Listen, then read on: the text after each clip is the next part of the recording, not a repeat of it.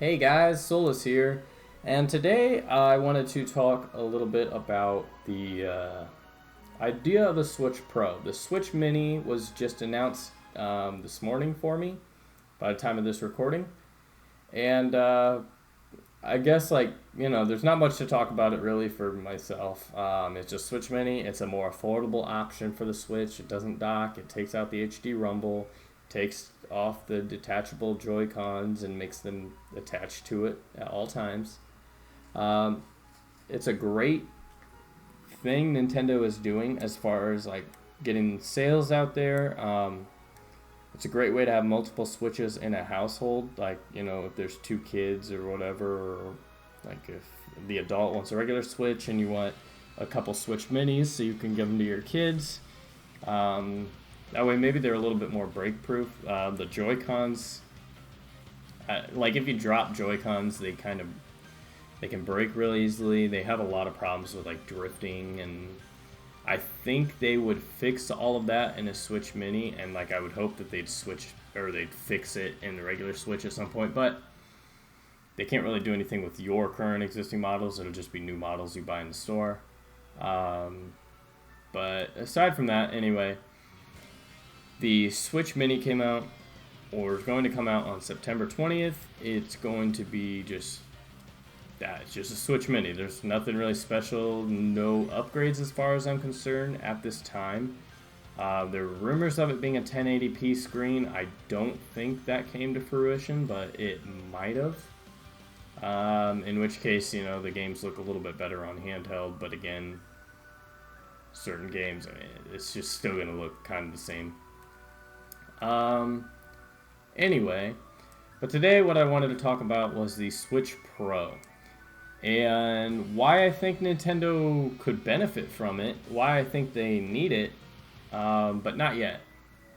So, like I said, the Switch Mini is coming out. I think that's a perfect system releasing, towards the holidays. It's September, September 20th, the end of September.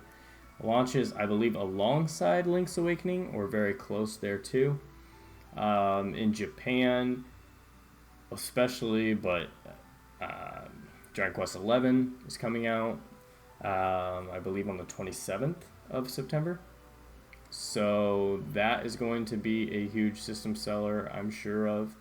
A lot of the Dragon Quest games on like the DS and the 3DS, they did really well, especially in Japan, because of the Japanese market likes the handheld market, and they also like Dragon Quest a whole lot. So I think it's really smart of Nintendo to release it. But what I wanted to talk about is the Switch Pro and why I think Nintendo needs to release that probably next year. As we all know, we're going into I believe, what are we in, the 8th generation right now? So we're going in a 9th generation of consoles. I could be wrong. It might be that we're in the 7th and we're going into the 8th. Hang on. NES, SNES, N64, GameCube, Wii U, Switch. We might be in 7. Either way, we're going into the next generation of consoles. And so with the next generation of consoles, we need, we're going to get a further gap between the PS4, or the PS5 now, the Xbox Scarlet, and the Nintendo Switch. They're just going to be far more different than they are now to develop for. And so for first party, I think it's fine. I think Nintendo knows how to optimize their games, take advantage of the Switch, and they're really good at learning more and more about how to compress their games on their own platforms. Like if you just look at some of the end of the platforms life games that release on them, they're really really good. Just like look at like Xenoblade Chronicles 1 and the Skyward Sword, for instance. Those two games are fairly impressive for the Wii. The Wii U, you have The Legend of Zelda Breath of the Wild, If you've seen it on the Wii U, obviously it does not look nearly as well as the Switch by the end, because of just there's still like the frame rate issues and all of that, and it's still present in the Switch version too, don't get me wrong, but it's worse in the Wii U version. But the Wii U version still looks pretty well. But yeah, just like anytime you see any of these games from Nintendo at the end of their lifetime, they look really good for them. But third party is where it becomes a problem. Like, there's certain games that third parties are making for next gen consoles. Even just like this generation, like some games they've tried to move over have not looked the best. One I was really, really disappointed about was Mortal Kombat 11 on the Switch, just with how often it would crash.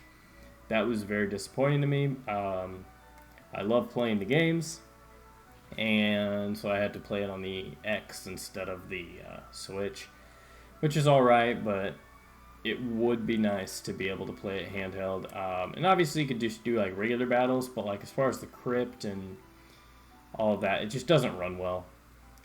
So I guess like why Nintendo needs the Switch Pro is Doom Eternal's coming to the Switch. But I'm sure before Nintendo comes out with the Switch 2, Doom 3 of the reboot trilogy will come out, So when that happens, I do not think it can run on the regular Switch. I think when we see Doom Eternal, it will be, just based on how Doom ran on the Switch, it ran pretty well. They did a lot of work to it. That was an older game. Doom Eternal, though, I'm pretty sure you're going to see way more of a difference than you have with just Doom so far. So games like that, on top of publishers like EA coming out with like that Star Wars game and just saying that they're not going to put it on a Switch because of its power, and there's many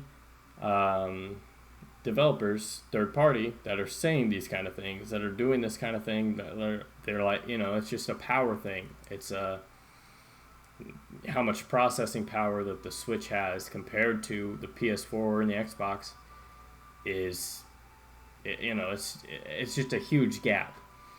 And so you're only going to have a larger gap in the future. And third parties, they develop games for the Xbox, for the PlayStation, and when they move it over to either one of those, if they're developing a game for the Xbox and, they don't have to do much to change it to put it on a PS4. Sometimes, if they developed it for the PS4 Pro, it may run better on that. It may run better on the Xbox if they developed it for that. If they had both in mind initially, the X is going to look better maybe, but whatever it may be, but it's always just minor changes at the end of the day.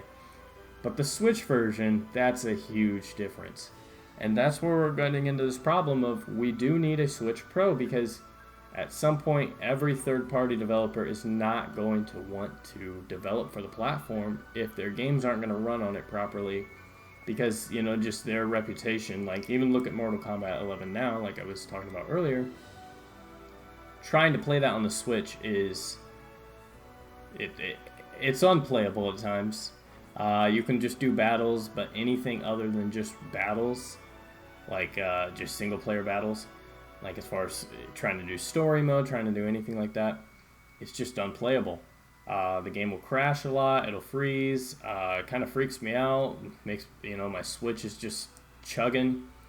It's really not a great feeling to have while playing the game. So, games are meant to be relaxed and played, not on edge that my Switch is going to blow up. So, I think that that Nintendo and third-party developers would really just benefit from it. If you look at the sales of like the DS Lite, and the DSi, and then the new Nintendo 3DS and new Nintendo 2DS, the sales have shown that a lot of people not only will upgrade, but there will be people that will just, buy that version. The new Nintendo 3DS and new Nintendo 2DS collectively has sold over 12 million. And so, that's pretty impressive. Even though the games that came out for them didn't sell that well, I would also say that, Xenoblade Chronicles DS that came out kind of late in the 3DS's life cycle, that game it sold over 500,000. That's pretty good for what that game is. And the other game was Fire Emblem Warriors or Heroes, I forget what it's called. Of course, it's not going to sell that well. I mean, that's just, it's just a Fire Emblem Heroes or Warriors. It's just that's not the kind of game to sell really well. And then Minecraft, it came out, but it wasn't like the Bedrock, like the Better Together update had just recently come out, or was coming out by the time of this release of the 3DS version. So it's kind of pointless for a lot of people to get it because it was not only a downgraded version, it was also not going to get any more updates because the Bedrock edition was coming to like Switch, phones, and all that. So it didn't sell that well. And it's just because it came out late enough in the cycle when the Switch came out. And the Switch, as much as Nintendo wants to act like, oh, it's a Switch and the 3DS can coexist, the Switch is a handheld. It's a console, but it's also a handheld. And so it's going to compete with that DS all day. It's, as much as Nintendo doesn't want to admit it, I mean, it does. And the DS sales, as soon as the Switch came out, every game after sold poorly. Except for maybe Pokemon. And even then, though, look at Pokemon Ultra Sun and Ultra Moon. It chugged and chugged and chugged on the old 3DSs. And the new 3DSs, it looked better, and a lot of people got the new 3DS with that game. So I think that Nintendo could really benefit from upgrading to the Switch Pro for third-party developers. I think as far as first-party games, though, I would like to see something where, like, okay, Pokemon ran better on the new 3DS than it did on the old one. And I'd like to see that kind of thing, especially for this game right here, Xenoblade Chronicles 2. This game is, it's a real beautiful game. It's really fun to play. But there's frame rate issues at times. There's loading issues when you warp travel. And same thing with Breath of the Wild. Very beautiful game, but if you skip travel, sometimes there's loading issues. If you're in heavy enemy camps or like Korok Forest or something, you will have problems with the frame rate. The resolution could look better, and I think that's where Nintendo should take, as far as first party goes, the Xbox approach. The Xbox One X will upgrade a lot of your old games and make them look just, upscale them to 4K and make them look so much better, make them run better a little bit, with special updates only for the Xbox One X. So there could be a special update just for the Switch Pro.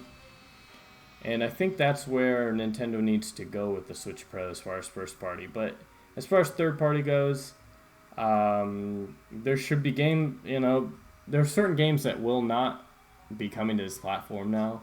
A lot of EA's stuff, like the Star Wars Fallen Jedi. I'm sure if a Switch Pro was out, that game would come to it, but it is not going to come to the Switch no matter what. Whether it be that it can't run on it, or it's going to be very hard to port it and run it on here, and that it's just not worth it to them because, look, if the Switch isn't going to be more powerful, we're not going to do it. And that gap is only going to get larger as the PS5 and the Xbox Scarlet come out. So I think they could benefit because enough people will buy it. The people that care to play these third-party games on the go will buy it, understanding it's just not time for the Nintendo Switch 2. That game the Nintendo Switch 2 probably won't come out until at least 2020 or 2022. And I'm sure people don't want it to come out any earlier than that. So that would just make more people mad trying to come out with the Switch 2 at the same time as the Xbox and PS4 or PS5 come out. So I guess the Switch Pro would be the way to keep those third-party relations, to keep those third-party games, keep people on the Switch platform remembering, hey, I can play my third-party games, some of them, on the Switch. Maybe you could get Activision to port some of the older Call of Duty games over. Maybe Black Ops 3, maybe 4. I don't know about World War II, but World at War, Modern Warfare, just some of the older games. Maybe you could do some sort of cross-platform with Xbox. They really like to do that with the Switch. So yeah, I just think that the Switch Pro would be really, really beneficial for Nintendo, for third parties, and more for the consumer. I think more games would come to the Switch that people would be interested in. I think it would also have some developers make it for the Switch Pro, like a certain game, but then they would also port it to the original Switch. And some of those games wouldn't run really well, but for people that have the original Switch and don't want to get a Switch Pro, you would have some more options. And just like I said, somebody that wants to play a lot of third-party games on the go, I like to do that. And so just to be able to do that would be amazing. And to give developers more options as far as where to port it and power, I think that would be really beneficial for everyone. So let me know what you think down below. These are just, like I said, these are just my thoughts on why I think Nintendo needs a Switch Pro to come out next year around the same time as the Switch, or the Xbox Scarlet and the PS5. I just think that they would, keep up the good third-party relations that they've had so far. I don't want to see that lost with Nintendo, because having to try to build that back up for the next console, then we'd have like a weird situation like we do with the Switch now, where some third parties are really jumping on board and some aren't there yet or are getting there right now.